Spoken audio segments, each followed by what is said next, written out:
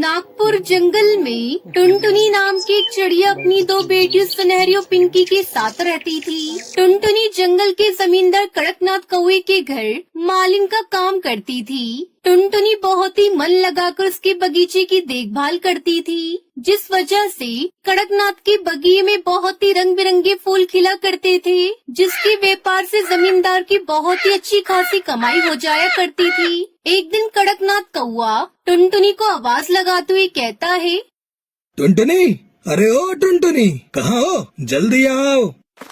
मालिक की आवाज सुनकर टुनटुनी भागी भागी वहाँ आती है। जी मालिक, कहिए। ये बता, ये गुलाब के फूल ऐसे मुरझाए हुए क्यों हैं? ये तू कैसे देखभाल कर रही है बगीचे की? तुझे पता है ना मुझे अपना बगीचा कितना प्यारा है। मेरे बगीचे में कोई भी फूल मुरझाए मुझे ये बिल्कुल भी बर्दाश्त नहीं है। जानती हूँ मालिक, लेकिन सालों साल इस बगीचे के फूल खिले खिले तो नहीं रह सकते हैं ना। फूलों का खिलना मुरझाना तो ये तो प्रकृति का नियम है। ये सब तो भगवान के हाथों में है। जब सब कुछ भगवान के हाथों में ही है तो तू क्या यहाँ मुफ्त में पगार लेगी? चल अब जा यहाँ से। कल से तुझे काम पर आने की कोई जरूरत नहीं है। अरे मुझ गरीब पर ऐसा गजब मत करो। मेरे घर में तो बेटियां हैं, वो बड़ी आस लगाकर बैठी होंगी कि मुझे पगार मिलेगा तो घर में खाना बनेगा। मालिक, मुझ पर रहम करो।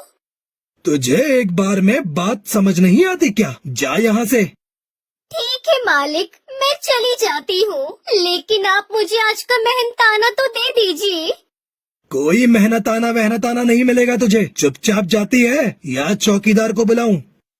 मालिक की बात सुनकर टुनटुनी दुखी होकर वहाँ से अपने घर की ओर आने लगती है। तभी उसे रास्ते में एक हरा भरा पौधा दिखाई देता है।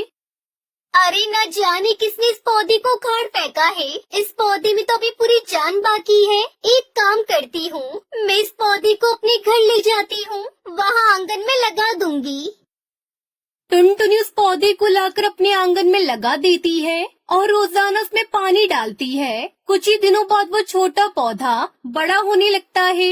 ये देखकर टुनटुनी की दोनों बेटियां सुनहरी और पिंकी कहती है, अल्ले पिंकी, ये देख, माँ का लगाया हुआ पौधा कैसे तनकर खड़ा हो गया है। अब देखना, बहुत ही जल्दी ये पेड़ हमें मीठे मीठे फल देगा। फिर हम इन फलों को बेचने लगेंगे, जिससे हमारी गरीबी मिट जाएगी और माँ को भी इतनी मेहनत नहीं करनी पड़ेगी। अपनी बेटियों की आंखों में अमीरी के सपने देखकर टुनटुनी टूटे मन से कहती है, हे भगवान, लानत है मुझ गरीब माँ पर। कितने दिन हो गए घर में चूल्हा नहीं जला। मालिक ने मुझे काम से निकाल दिया। उसके बाद पक्षियों के घरों में जैसे तैसे झाड़ू पोछा करके काम मिला। उससे भी मेरे घर का गुजारा ठीक से नहीं हो पा रहा है। मुझे तो कहीं डूब मरना चाहिए।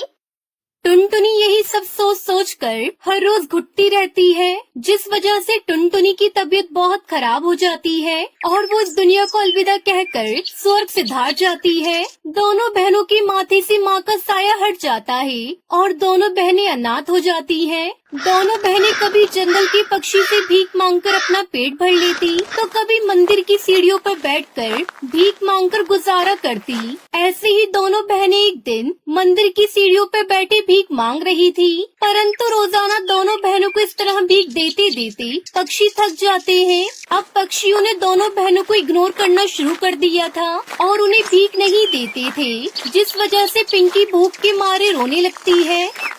चुप हो जा मेरी बहन, मत रो ऐसे। दीदी, हम कब तक इस तरह भीख मांगकर अपना गुजारा चलाएंगे? ऐसी जिंदगी मुझे नहीं जीनी है। इससे अच्छा तो ये है कि हम मर जाएं। ऐसा मत बोल मेरी बहन, एक न एक दिन जरूर सब कुछ ठीक हो जाएगा। ऐसे ही दिन बीतते हैं। वो दोनों बहनें रोजाना अपने आंगन में लगी पेड़ को पानी देती और उससे बातें करती और जैसे तैसे परिंदों से भीख मांगकर अपना गुजारा चलाती। ऐसे ही एक साल बीत जाता है। उनका पेड़ भी बहुत बड़ा विशाल हो जाता है। एक दिन सुनहरी आंगन में उदास बैठी थी। सुनहरी को देखकर पिंकी कहती है, आप इस तरह इस पेड़ के पास क्यों खड़ी है? कुछ नहीं मेरी बहन, बस सोच रही थी कि समय कितनी जल्दी बीत जाता है, जमाना कहां से कहां बढ़ गया, मगर हम अनाथ बहनें आज भी गरीबी के दलदल से निकल नहीं पाए हैं। और देखो ना, हम रोजाना इस पेड़ को पानी देते हैं, ये पेड़ कितना विशाल हो गया है, मगर अब तक इसमें एक भी फल नहीं लगा है। कम से कम इस पेड़ पर फल उगते तो हमारी कुछ मदद हो जाती। एक दिन अचानक बहुत तेज मूसलाधार बारिश होती है, जिस वजह से उनका कच्चा मकान ढहने लगता है। मेरी बहन, अब हमें ये घर छोड़कर जाना होगा, ये घर गिरने वाला है।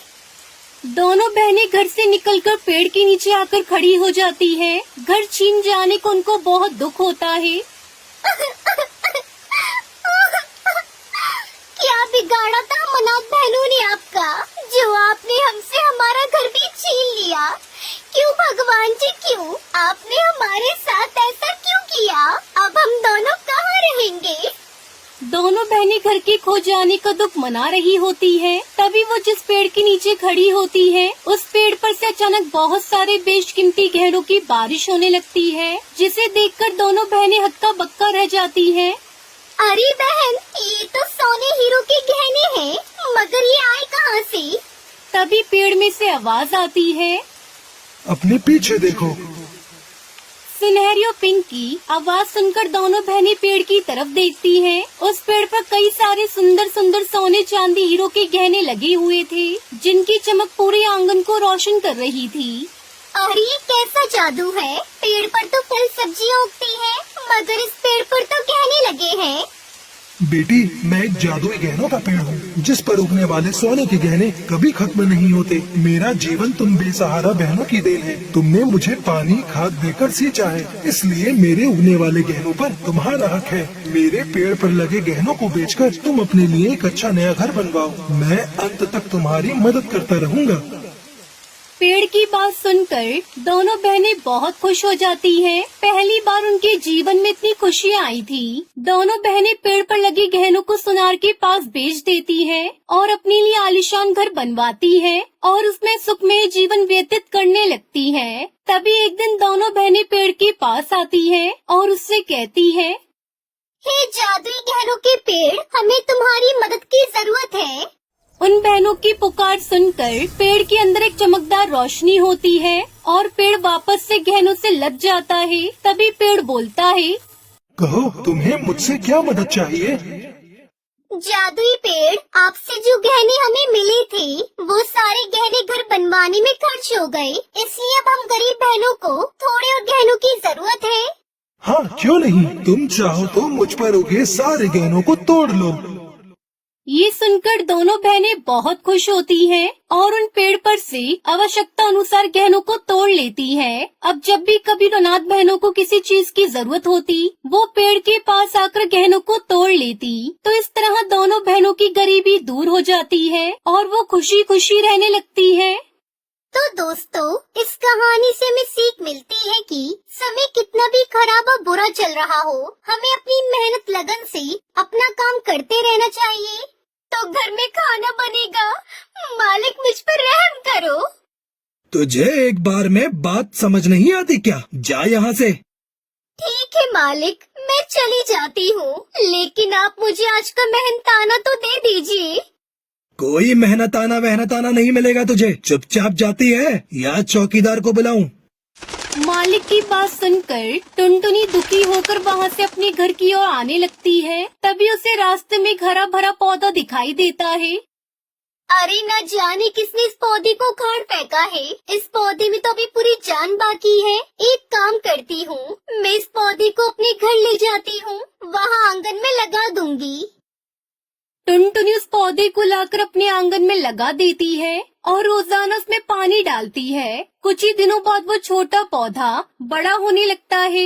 ये देखकर टुनटुनी की दोनों बेटियां सुनहरी और पिंकी कहती है, अल्ले पिंकी, ये देख, माँ का लगा हुआ पौधा कैसे तनकर खड़ा हो गया है। अब देखना, बहुत ही जल्दी ये पेड़ हमें मीठे मीठे फल देगा। फिर हम इन फलों को बेचने लगेंगे, जिससे हमारी गरीबी मिट जाएगी और माँ को भी इतनी मेहनत नहीं करनी पड़ेगी।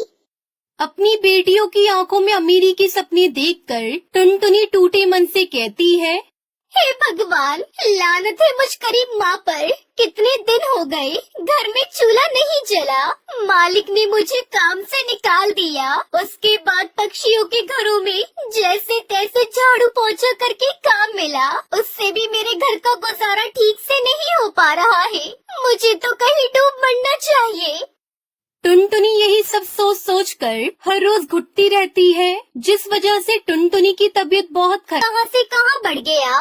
मगर हम अनाथ बहनें आज भी गरीबी की दलदल से निकल नहीं पाए हैं। और देखो ना, हम रोजाना इस पेड़ को पानी देते हैं। ये पेड़ कितना विशाल हो गया है, मगर अब तक इसमें एक भी फल नहीं लगा है। कम से कम इस पेड़ पर फल उगते तो हमारी कुछ मदद हो जाती। एक दिन अचानक बहुत तेज मूसलाधार बारिश होती है, जिस वजह से उनका कच्चा मकान ढहने लगता है। मेरी बहन, अब हमें ये घर छोड़कर जाना होगा। ये घर गिरने वाला है। दोनों बहनें घर से निकलकर पेड़ के नीचे आकर खड़ी हो जाती है। घर छीन जाने को उनको बहुत दुख होता है। क्या बिगाड़ा था हम अनाथ बहनों ने आपका, जो आपने हमसे हमारा घर भी छीन लिया। क्यों भगवान जी, क्यों आपने हमारे साथ ऐसा क्यों किया? अब हम दोनों कहाँ रहेंगे? दोनों बहनें घर के खो जाने का दुख मना रही होती है। तभी वो जिस पेड़ के नीचे खड़ी होती है, उस पेड़ पर से अचानक बहुत सारे बेशकीमती गहनों की बारिश होने लगती है, जिसे देखकर दोनों बहनें हक्का बक्का रह जाती हैं। अरे बहन, ये तो सोने हीरो के गहने हैं, मगर ये आए कहाँ से? तभी पेड़ में से आवाज आती है, अपने पीछे देखो। सुनहरी और पिंक की आवाज सुनकर दोनों बहनें पेड़ की तरफ देखती हैं। उस पेड़ पर कई सारे सुंदर सुंदर सोने चांदी हीरो के गहने लगे हुए थे, जिनकी चमक पूरे आंगन को रोशन कर रही थी। अरे ये कैसा जादू है? पेड़ पर तो फल सब्जियां उगती हैं, मगर इस पेड़ पर तो गहने लगे हैं। बेटी, मैं एक जादुई गहनों का पेड़ हूँ, जिस पर उगने वाले सोने के गहने कभी खत्म नहीं होते। मेरा जीवन तुम बेसहारा बहनों की देन है। तुमने मुझे पानी खाद देकर सींचा है, इसलिए मेरे उगने वाले गहनों पर तुम्हारा हक है। मेरे पेड़ पर लगे गहनों को बेचकर तुम अपने लिए एक अच्छा नया घर बनवाओ। मैं अंत तक तुम्हारी मदद करता रहूँगा।